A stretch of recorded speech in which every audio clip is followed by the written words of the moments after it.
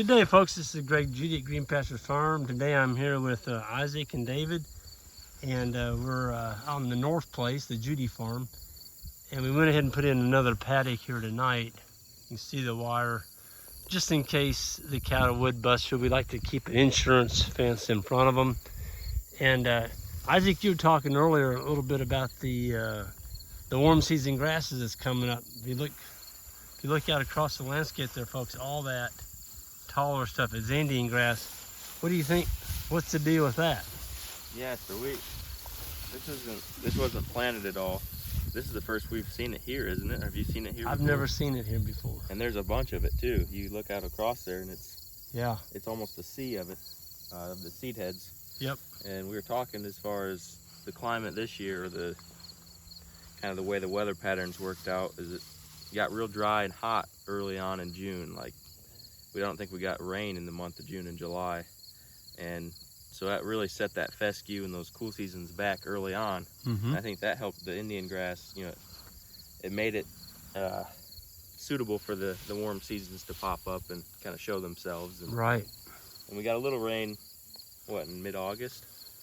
Yeah, mid-August is when we got that 3 3/4 inches. Yeah, and we haven't had much since then. So it gave the Indian grass, you know, the Indian grass is doing really well because it's got such a big taproot on it. Yep. Or I guess it's a fibrous root. It's not a taproot, but it's a really deep root. Well, David, if you're looking here behind us, what do you think about that foliage? That foliage looks really good, no Greg. rain. What all are you looking at in there? See, well, this is the fescue. Yep. And of course, you got clover under there, and I think this is the I want to say Korean the Korean Lespedeza. Yep. It's all over it. And so that's going to be really good fall forage. Yeah, there's bird spit right there, bird spit trefoil. Sure enough. That's a really good one. Yeah.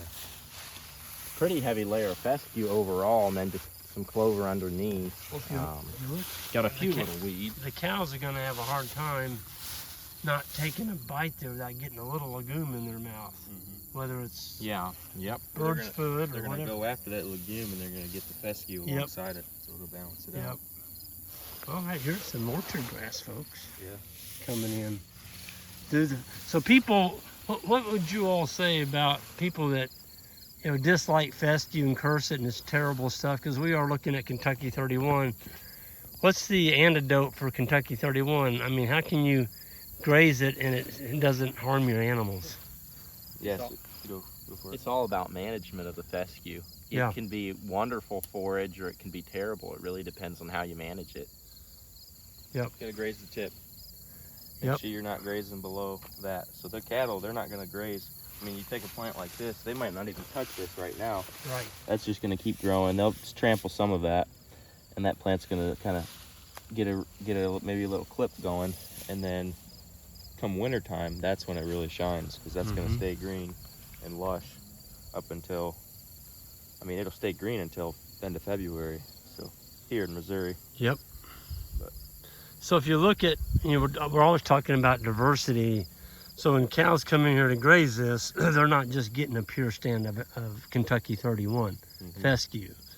They're also getting some legumes. A little bit of ragweed, a little bit of rag. There's not near the ragweed that we had over where the cows are right now. Yeah. Here's that Indian grass up close look. Well, there is a bunch of orchard in there. Yeah, that's a good clump of it. Big clump of orchard. So this is the Indian grass. Some of it will get, 6-8 feet tall. Man, it's got a big old seed head on it, doesn't it? Yeah, it's got a pretty nasty or big stalk. Yeah. They won't eat that, but they'll eat the leaves around it. Yeah. And that's just gonna seed itself for future years. Yeah. So next year we can probably anticipate seeing more. I hope so. For years when it's dry, it's the only thing that's grown, or the only thing that does really well. Yeah. What is this here, Greg? A weed. That's just a weed. Yeah. I wondered if it's... I don't know the name of that. Yeah, that's just a weed. Okay. Oh yeah, a little volunteer honey locust. Oh man, little honey locust. They'll eat that. Yeah, those are tender. it's tender. Oh, have you checked out our trees lately? Yeah, do we have? Have you got one close? No, we don't. Have one close. We'll have to do another video. On them. Yeah, y'all were telling me about like the honey this tall. locust. talk a little bit about what y'all did with them when I was gone in So we Europe.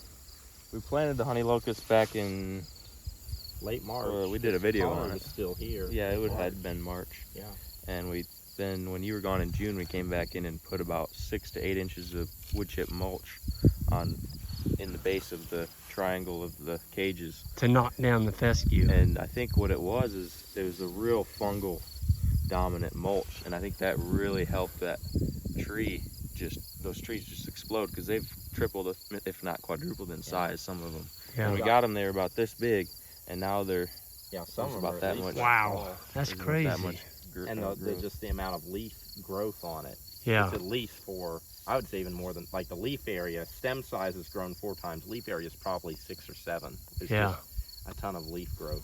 They were just little spindly looking things. Yeah, they were weak. Mm-hmm.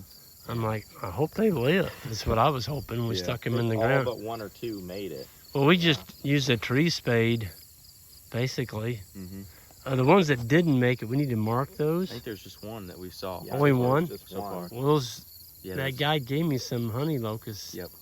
Stick one of them in there. That don't have the thorns on. Yeah, put one of them in that cage. Here's another warm season grass that you like. Oh yeah, red top. Red top or grease grass. Mm-hmm. 2 different names. Yep. It's got a real oily, you can even see the oil on my finger from that. Oh yeah. See how it's shiny? Mm-hmm. It's got a real waxy coating, but They like like those those leaves. leaves. Yep. It's just like I said. It's another diversity. I see some yellow blossoms over here. Oh yeah, there we go. That's bird's foot. Right here. That's a good orange. Doesn't make a lot of tonnage, but I was trying to find a mature seed on it. It's got the neatest seed head. This is probably the 2nd or 3rd seeding that it's put out this year. I can't. Oh, there's one.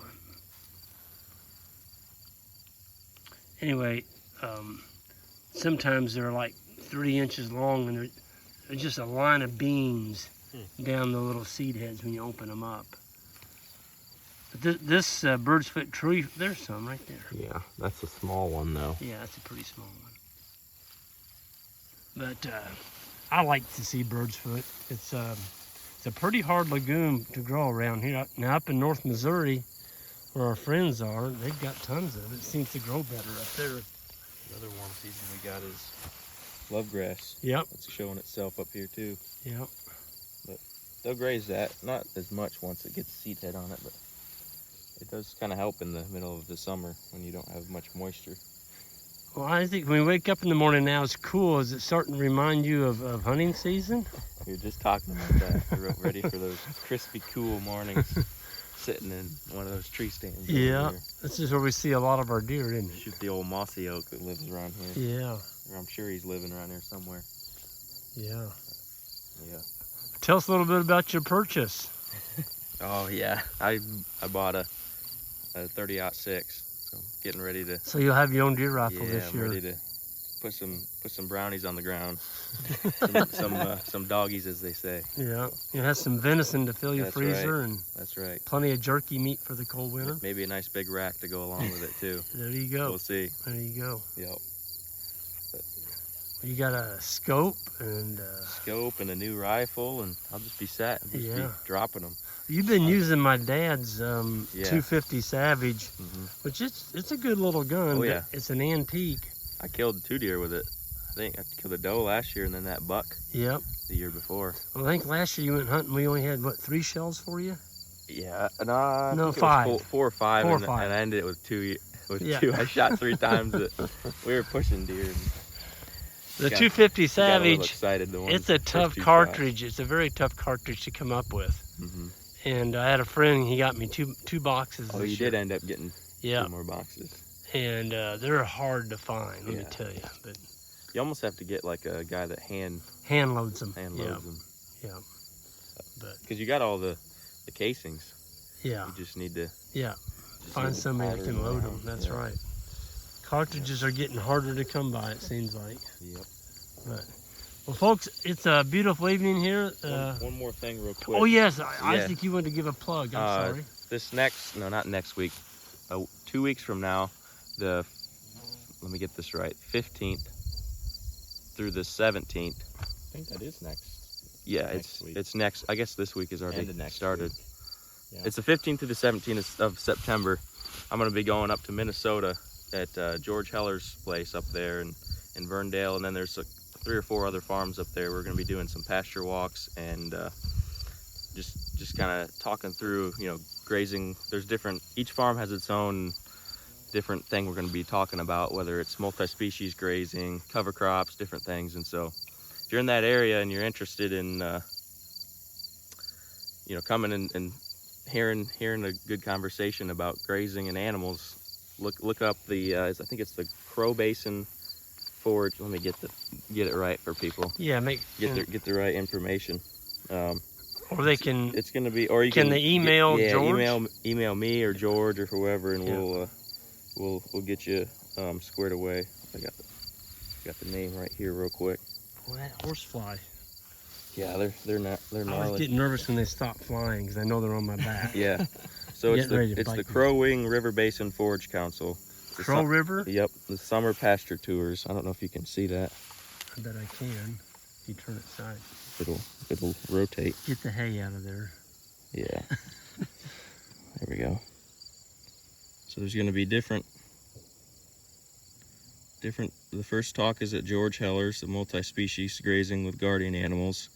Then the next is going to be at Ivan and Dale Ranke's for cloverleaf grass farm.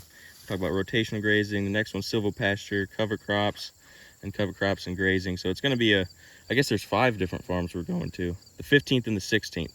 Okay, So- of September. Of September. Yep. So That's if you're gonna be 2 full interested, days. yep. That's up north of the Twin Cities? Yep, up there. Well, George's place is located in Verndale. I think Okay. it's going to be different spots around that area. So, Okay. Yep. If you're in All the right. area and you're interested, look it up and Yep. come on out there. So, looking forward to it. All right, sounds good. Well, thank you both. And we're going to be seeing a bunch of you all at the grazing school. That's coming up on Friday. This coming Friday and Saturday. And it's sold out, but we got, I think Jan said there's, I don't know, 30 or some different states Yeah. represented. So we're going to have a good, We got diverse. Fella from Germany. We got all Yeah, kinds we of. got a guy from Germany this year. Looking forward to him too. So, all right, folks, y'all have a good one, and we'll see y'all down the road. Hit that subscribe button on the way out. Thank you all.